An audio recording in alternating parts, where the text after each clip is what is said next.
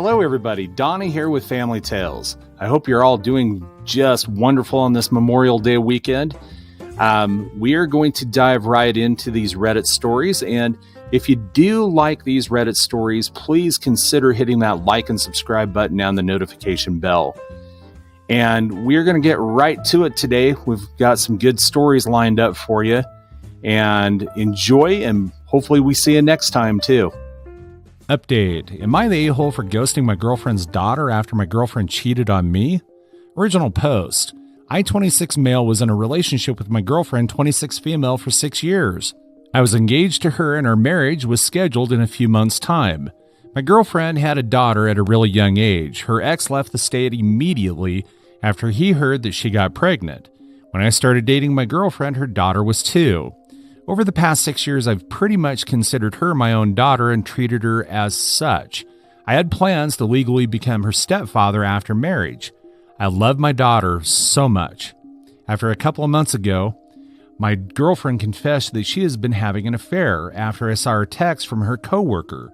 The texts were so outrageous that she really couldn't lie about the affair. She said that she had been having an affair for a few months. I obviously canceled the engagement and the wedding and moved out a week later. My girlfriend's daughter was a bit confused and it hurt me, but I really did not want to be around my girlfriend anymore. I have now completely cut off contact with both my girlfriend and her daughter. My girlfriend does still text me frequently and is asking me to reconsider at least maintaining a relationship with her daughter temporarily, because her daughter has constantly been asking where is her dad and even been crying quite a bit. This does hurt me a lot, and I really wanted to maintain a relationship with my girlfriend's daughter, but the issue is that if I go over to their house, I will have to see my girlfriend's face, and I just can't stand to see her face anymore. I am trying to leave it all behind and already starting to go on new dates. Am I the a-hole? Not at all. It's up to your ex to explain to her daughter what has happened and have some accountability. Now for the comments before reading the update. This person says, say goodbye to the little girl. Tell her the truth, or that you both don't love each other anymore and that you still love her, but you have to leave. This person also says, I think saying goodbye to her and letting her know that it isn't her fault would be helpful for the little girl's understanding. I feel bad for OP though, too. I agree with that. This is 1000% without throwing shade at her mother. This would be an incredible thing for you to tell the daughter. Her daughter clearly thought of you as her father or a paternal figure, and you being gone now likely leaves a gigantic, empty, easy to blame on herself hole in her heart. Don't let her grow up to fill it with toxic shit people tend to fill it with when they grow older. I've always been super careful about dating women with kids. It's almost a no-go for me, despite having kids of my own. It's a role that's too easy to fall into, and it's never the kid's fault that something has happened. Having that conversation with her could quite possibly prevent a lifetime of self-blame and other negative thoughts. Just my 2 cents worth, but frankly, if you allowed her to call you father, I believe that it's your responsibility to rectify that, not just the cheating mothers. I may get some hate for this, but that's just how I feel. I grew up in a broken home with a step this and step that, and I never considered my stepdad anything but a man my mother married, period. I can't imagine what it would have been like to have thought of him any other way. I so feel this, especially the last paragraph, so much so that I am, frankly, stunned when kids accept step-parents willingly and happily. My mom had so many toxic relationships, she's in one now, that I refused to even acknowledge them after a while. My stepfather, the only one that I ever claimed, married her when I was 27. They were married for just over 22 years before he succumbed to cancer. He wasn't even dead yet when this jerk started sniffing around. I wholeheartedly agree with your statement about the hole in her heart. Not only will she try to fill it, but she's likely to settle for any male figure or figures who will give her love and attention. Unlike me, my daughter has grown up in a stable home. I've been married to the same wonderful man for nearly 28 years, and we even still live in our first house. Whatever issues she may have, she knows she has a loving father to talk to who has always been there for her. I used to actually envy her a little bit. girls need strong male figures in their lives too. This person says you should probably move on. It's the best way to get over it. You'll only hurt yourself more by seeing your ex. And when your ex gets into another relationship, she'll just cut you out of her daughter's life, and there's nothing you can do about it since you have no legal right to see her. Now for the update. The guilt of not giving my ex's daughter closure was eating me up, and the comments agreed that she would probably get trauma issues in the future if she didn't get closure. So even though I didn't want to communicate with my ex ever again, I did it one final time to give her daughter closure. I texted my ex this morning and asked her if she could drop her daughter off at a neutral location in the evening so I could spend a few hours with her and give her proper closure. My ex agreed, and at evening time, she dropped her daughter off to me. Her daughter was really happy and emotional when she saw me, and we spent the next few hours doing a bunch of fun stuff. After a few hours, as her mom was on her way to pick her up again, I told her that this would be the last time she would ever see me, and it's not her fault at all. She broke down in tears and kept asking why and begged me to never leave. I lied and told her that I had to move to a different country and would never come back. I told her if she wanted to make me happy, she had to be good to her mom. I gave her a stuffed dog toy and also a letter. She was really emotional and cried a lot at the end, especially when her mom came to finally pick her up. I said my goodbyes and told her I would always remember her, and that this is probably my final update. Today was really heart-wrenching, especially seeing my ex's daughter crying like that, but I hope this gives her the closure she needs and that she understands it was not her fault. As for me, I will carry on with my life as usual, although right now I'm feeling extremely hurt and devastated. I have a nice job offer in another state which I will probably accept.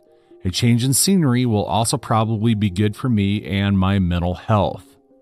Story 2. I, 26 female, found out that I'm pregnant after having revenge sex with the fiance, 35 male, of the girl, 30 female, who my ex-boyfriend, 32 male, cheated on me with for 2 years plus 1 year update. Original post. My ex and I met when I was 20, but were only friends until we started dating 2.5 years ago. I found out last year that my ex had been cheating on me for basically our whole relationship with a girl he met through a mutual friend. I broke things off after I found out and told the girl's fiance about the affair. He ended up breaking off their engagement after he found out, and she seemed nonchalant about it until she realized that my ex's money wasn't actually his. My grandma left me a lot after she passed away back in 2019, and my ex had been flaunting around the things that I gifted him throughout our relationship to her, even going so far as to claim that the house and the antique car my grandpa left for me in his will were my ex's. Oh, wonderful. It's not something I'm proud of when I think back to it, but I did allow my ex to walk all over me for the first month or two after I broke things off because I missed him so much. I gave him money and tried to make things work, but would always get reprimanded by my parents, as you should have been, and friends when I'd run to them crying after he ghosted me for her. I didn't officially give him up until the girl's ex-fiance messaged me and told me that she was rubbing it in some of her old friends' faces about how pathetic I was and how desperate I was for my ex who didn't even give an F about me. I was really upset and asked him if he'd be willing to meet up with me because I knew that if I talked to my parents or friends about this, then they'd just lecture me even more. He agreed, and the two of us met up at a random food cart place. We ended up spending most of the day just exploring and talking about how we were doing. He'd also confided in me about his relationship with his ex. They'd known each other for 10 years, and they liked each other for most of the time they were friends, but he wasn't looking for a relationship because he was focusing on school. He had decided to give them a chance after she'd driven 12 plus hours overnight to him because they'd talked on the phone, and he said that he was feeling under the weather and was stressed from how vigorous his residency schedule was.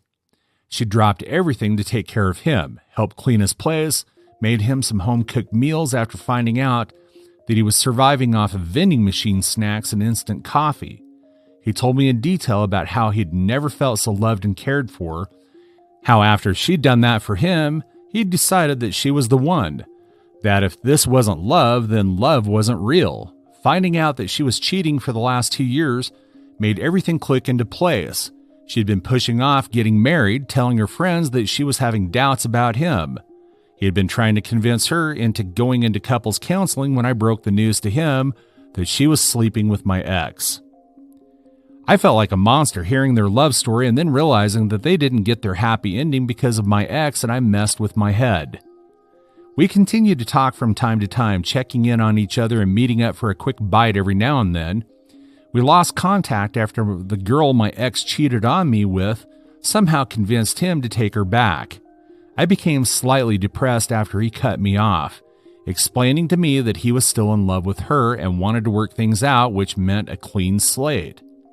I found out through some internet snooping that my ex cheated on her too, which was why she went back to her ex-fiancé. A few months passed and things went back to semi-normal. I started getting therapy and was about ready to put myself back out there to try out the dating pool again, when around New Year's I got a call from the guy. He was crying and asking if I was available to talk. I of course said yes, and out of concern met with him at his place. He broke down to me and told me about how he'd found her and my ex in his mom's guest bedroom during Christmas when she'd snuck him in for a quickie during his family's busy holiday party. All hell broke loose when he'd found out that they were in the guest room after spending 20 minutes looking for her everywhere. We drank a bit and ended up having sex. He apologized and told me that it was a mistake and that he wasn't in his right mind, that he just wanted revenge sex, but it didn't make him feel any better afterwards. I tried to message him platonically a few times afterwards to see if he was all right, but he blocked me. So I dropped it and went on with my therapy and life. I went in last week to check with my doctor since I've been getting bad cramps and to get a new prescription refill for my birth control that I used to help with my PCOS. I had to do a usual test to double check for the possibility if I was pregnant and was very surprised when it came back positive. I've been sitting on this new knowledge and have been contemplating on if I should tell him, not tell him, or if I should even keep the pregnancy. My doctor did inform that I am still in the earlier stages, but I am still at a big risk of having a miscarriage, so I don't know if I should even be worrying at all about all of this, since there is a chance that I could lose the baby. And then it just seemed like I was trying to grab at his attention or something, especially after he made it clear to me that he wasn't comfortable talking to me anymore after we slept together. I haven't told anyone, and I've been going crazy because I don't know what to do. Now for the update.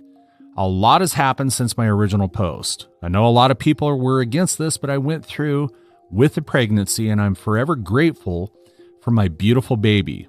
I had originally planned to get an abortion, but I found myself unable to go through with the appointment.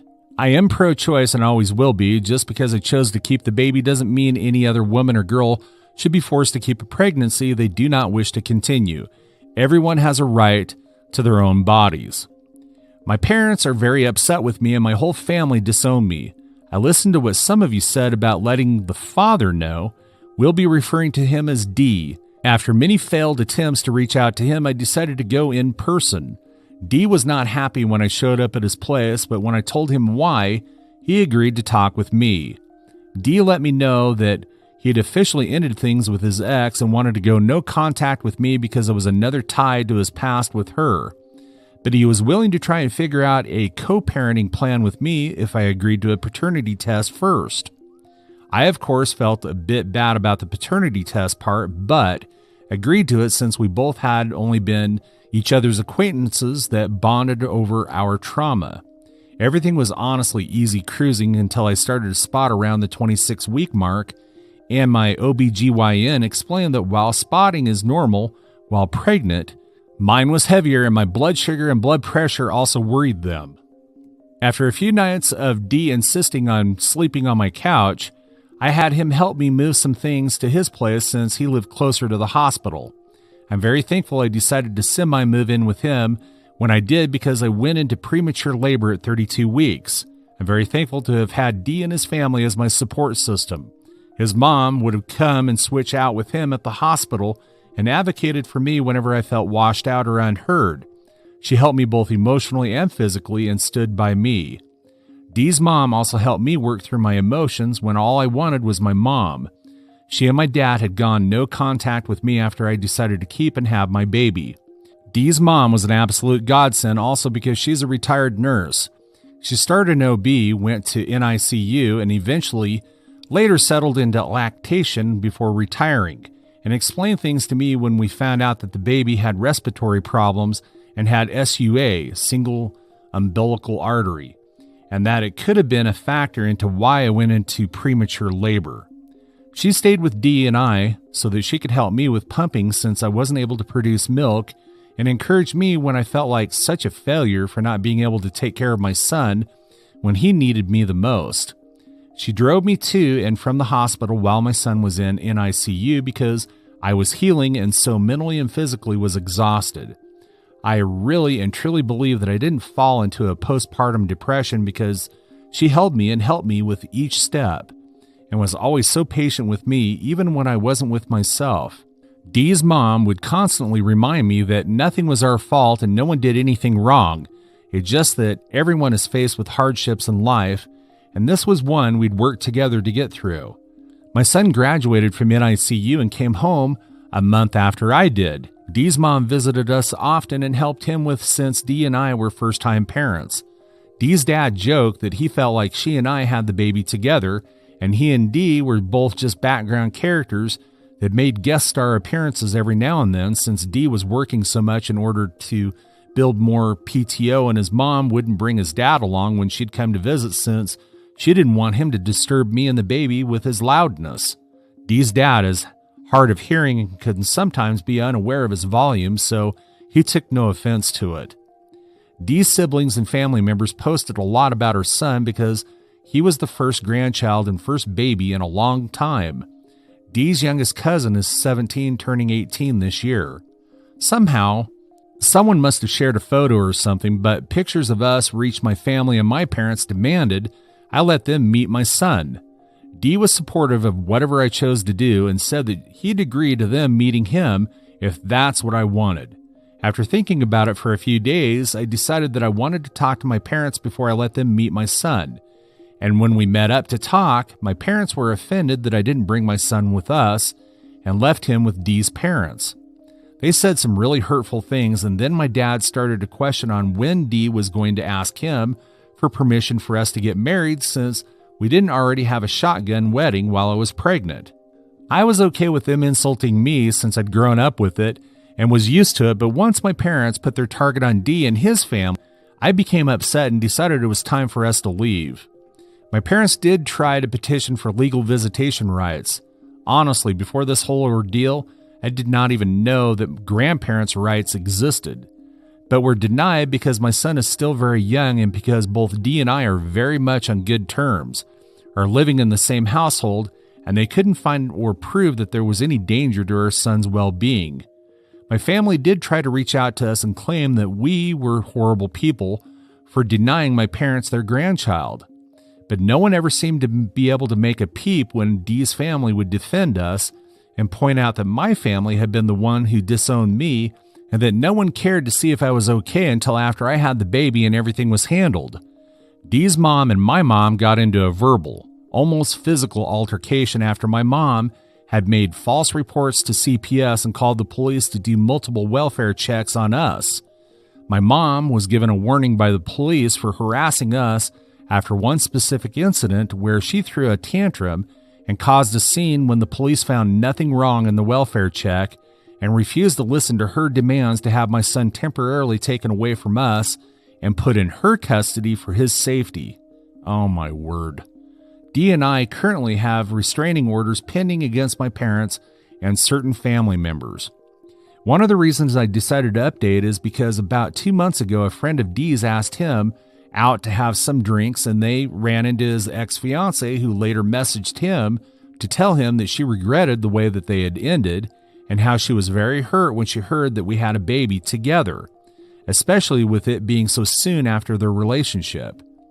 Dee wouldn't talk to me about how he felt, and when I asked him, he just brushed me off or switched the conversation onto a topic about her son that he knew would distract me.